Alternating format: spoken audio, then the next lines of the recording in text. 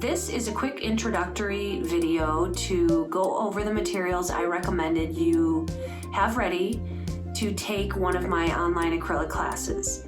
So in the video, I will go over a brief description of all the materials. I'll show you how your workspace should be set up, and I'll talk a little bit about why I chose certain materials and what you'll be using them for. This is an important video to watch before you do any of my acrylic painting classes, especially if you're not familiar with acrylics, because you want to have your materials set up before you start, and you also want to understand how your materials work. So I didn't want to put that in every single video, so I recommend you watch this first and then watch the lesson, okay? Now my work area is set up. As you will see, and I can zoom out a little bit, I have everything set up at one table, and to my left, I have all of my paint, and to my right, I have all the tools that I will be using while I'm painting. Let's take a closer look. If you look over to the right here, I'm right-handed. So if you're left-handed, it's the opposite. But to the right, I will be keeping my palette knives, my paint brushes. This paper plate here is empty, but when I start painting, I will have a palette full of colors there that I will be using. So that's where my ready-to-go paint will be. Then I have a bucket full of water, a bunch of paper towels, and my spray bottle to keep my acrylics wet. And then in the middle, I have my canvas on my tabletop easel.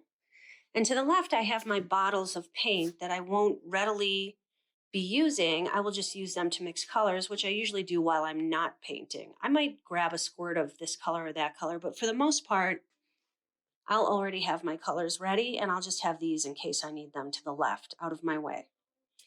And then right below here, I have my garbage can, because while I'm painting with my right hand, I always have a paper towel in my left hand, because I continually rinse my brush off and wipe it off with paper towels while I'm painting, and then with my left hand, I throw my paper towels into the garbage can. So about your paint. The paint that I recommended you buy is a 24-pack of paint of a variety of basic colors through Blick. If you decide not to buy a pack of paint through Blick, you can buy it through Michael's, Hobby Lobby, Artisans, any art supply store you would like. If you're not interested in buying a pack of paint, just make sure you get a full array of all the different colors. You should be able to do that with about 20 tubes. So I just have these big bottles here because that's what I use when I teach. When I have classes, there's at least anywhere from 6 to 12 people in a class. We go through a lot of paint, so I buy it in big bottles. You don't need to do that. You can buy little tubes. And like I've said in my other videos, the colors that you buy are pure pigment. And so you don't need a lot of the pure pigment. What you need a lot of is white. And that's why you'll notice at the store, bottles of white paint, tubes of white paint, they come a lot larger than the pigments, because when people are working with acrylic paint, they mix their colors with white to get different shades of the color. And most artists use white more than the colors. So white is a very important staple thing to have with your paint, and you want to have a lot of white, like 2, 3, 4 more times white available than your pigments. So in your supply list, I recommended a big giant bottle of white like you see here, along with your small tubes of paint. Your tabletop easel. The tabletop easel I recommended you buy is the one I have right here, which full price at Michael's is $20, but I've always gotten them at 50% off. They always have sales. So my tabletop easel was $10, I can assure you. So it's a really handy thing to have. I recommend that you work vertically, with your canvas up on an easel so you can step back from it and see what you're doing. There are times that I take my painting off my easel and work flat, and you're welcome to do that the whole time if you like, but an easel is a great way to be working so that you can step back from what you're working on and take a look at it from a distance. Okay, let's talk about your palette knives. What I've got here is I have a variety of, I think it's six or seven different palette knives. They're just cheap plastic palette knives. They're a bunch of different shapes, and they come in a pack and they don't cost much. What you can do with palette knives is you can actually use them to scoop up paint and put it on your canvas and smear it onto your canvas. You can use them to cut into a color you have on a canvas to reveal what's underneath, like another color with a palette knife. Some people paint with palette knives. The reason I'm recommending you have them as a basic staple when you start is because I use them primarily to mix up my paint, and they just come in a cheap pack, so I figured why not just get the whole pack, and you can use them as you get more advanced later for other things. But what I use them for my beginner classes is I use them for, if this is my palette where I'm going to have all of my colors, I use them to mix up my colors. I mix up my colors before I start painting. I usually make a variety of shades of every color I'm going to be using so I can use lights and darks and have them ready to go. So I don't have to stop painting and I can just paint away and not have to stop and mix while I'm working. So I usually mix up large quantities of paint when I start my work or before I start my work. And I use a palette knife to do that because palette knives don't get a lot of paint stuck to them. After I've mixed up a color, I can wipe it off, and then I clean the palette knife and I go in and I mix my next color, because you don't want to take color from one pile and mix it into the next pile of paint. So you want to clean off your palette knife every time you go to mix another shade or another color. And so when I do that, I don't waste a lot of paint because not a lot of paint gets stuck to a palette knife. You do not want to use your paint brushes to mix up your paint when you're doing a lot of mixing of many colors. Paint brushes are made to suck up paint like a sponge and take them from your palette so you can apply it onto your canvas. And so if you were to mix your paint with your paint brushes, most of the paint would get sucked up into your brush and it would get lost and wasted, and then you'd have to rinse your brush off, losing a lot of paint in the water before you go to mix your next color. So it'd be super wasteful. I use brushes while I'm painting to mix up little small quantities of things, but never when I'm making all my colors before I start. I use my palette knives for that. So that's why I'm recommending you need palette knives. And let's talk about your paint brushes real quick. The paint brushes I recommended for you to get have long handles, which are really great for working at an easel because you can either hold the brushes really far back or you can do what I call choking up on them to do detail.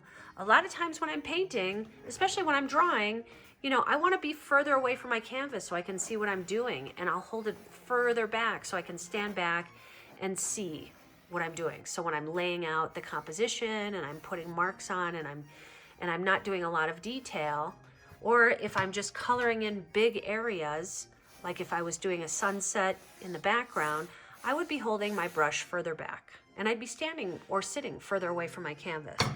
Then when I go to do detail work, I would probably hold my brush more like a pencil, and then I can choke up on it and have more control. So those are the reasons when I'm working at a canvas with acrylic paint that I prefer longer brushes. So that's what I recommended in your supply list, long-handled brushes. And I also like to have a variety of sizes and shapes. So the basic shapes that you'll find, there's a variety of them, but for your basic set, and all you need right now are two shapes and with a variety of sizes. So the two shapes that I think are most fundamental and most important when you're starting out are square and round. So if you look here, I've got some big round brushes, and that would hold a lot of paint. I could paint a big area with this brush. And then I have smaller brushes for doing more detail. And I have the same thing with the squares. Squares are pretty cool brushes because when you're painting with them, you would think you might not be able to do a lot of detail with a big fat square brush, but if you look, if I wanted to do an edge, I can just use the tip of this to draw a line of an edge. What I mean by that is if I were painting something like this, I could use this brush to just paint the edge real smoothly because it's flat and straight. See that? So anyway, this is a great starter set of brushes. The set I recommended for you was a really good value. I think it was from Michael's, and I think it had anywhere from 8 to 10 long-handled brushes with nylon tips, which I prefer, and you're just gonna love them. And so I think that's good enough for your brushes and your palette knives. Something else that's really important that I keep on my right-hand side is my paper towels and a big bucket of clean water and my palette. So this is an empty palette right now, but when I start painting, there'll be colors in there. So I will have my paint here, my mixed up paint, a bucket of water, paper towels, and a squirt bottle. So I use the squirt bottle to mist my paint that's on my palette so that it doesn't dry out. Sometimes I'll even use a squirt bottle to mist my canvas so I can spread the paint on the canvas a little bit easier. The paper towels I constantly use with the bucket of water. I always have a paper towel in my left hand while I'm painting so that while I'm painting, I can rinse my brush off and dry it with my left hand with the paper towel. And then nearby, like I said before, I keep my garbage can so I can just toss my paper towels as I'm working right into the garbage can. And even though it seems kind of silly, it's one of my most important tools is the paper towels and the clean water. Once the water gets a little dirty, if I've painted with it for a while, I always dump it out and get fresh water. Because if you have dirty water, which means like if you've rinsed off a bunch of brushes and the water has a lot of paint in it, let's say it's bright green, you don't want to be using that water if you go in with white or a very pale color, because let's say you were going to go in with light yellow, it would ruin the color. So I'm always making sure my water is pretty fresh and clean, depending on what I'm doing. And I use a big bucket of water so that it doesn't get dirty very fast. You know, the bigger the bucket of water, the more the paint gets diluted when you rinse your brush, and the longer it stays fresh. So those are my tools, and this is my setup. And now I'm just going to talk to you a little bit about canvas. Okay, finally, your last item is your canvas. So I recommended back stapled canvas that wasn't extremely high quality and was pretty economical. You can get really fancy canvases, and I'll go into that in a few minutes, but the first thing I want to let you know is I recommended back stapled canvas, and the reason I recommended stapled on the back is so that the staples don't show on the sides, and then you can paint the sides of your canvas when you're working, and when you're finished with your painting, it's ready to hang on the wall. I always prefer the canvas is stapled on the back. It's just a much nicer look. This is a small 11 by 14 canvas. This is a larger 16 by 20 canvas. And behind that is a giant canvas that I'm working on. So really, any of the classes I teach online, you can choose the size. You can work large, you can work small. It really doesn't matter. But stretched canvas, I feel, is the best because it's ready to just hang up when you're finished.